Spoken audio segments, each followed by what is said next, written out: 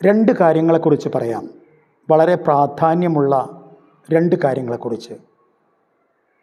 ഒന്ന്, നിൻ്റെ സ്വകാര്യങ്ങൾ രണ്ട് പേരുടെ മുമ്പിൽ മാത്രമേ നീ തുറക്കാവൂ. ഒന്ന്, നിൻ്റെ സ്വന്തം മനസ്സിൻ്റെ മുമ്പിലും. രണ്ട്, നിൻ്റെ റബ്ബിൻ്റെ മുമ്പിലും. രണ്ടാമത്തെ കാര്യം,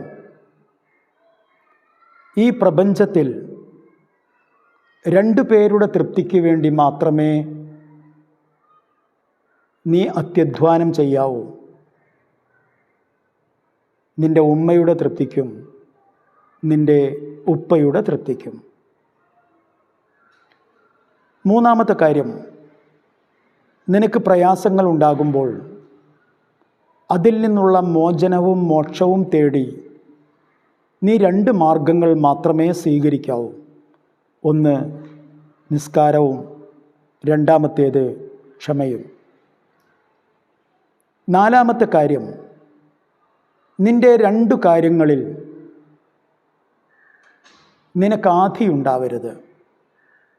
ഒന്ന്, നിൻ്റെ അന്നത്തിൻ്റെ കാര്യത്തിലും.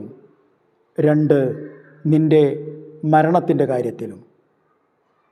അഞ്ചാമത്തെ കാര്യം, രണ്ട് കാര്യങ്ങൾ നീ ആരോടും പറയരുത്. ഒന്ന്, നീ മറ്റുള്ളവർക്ക് ചെയ്തു കൊടുത്ത നന്മകൾ.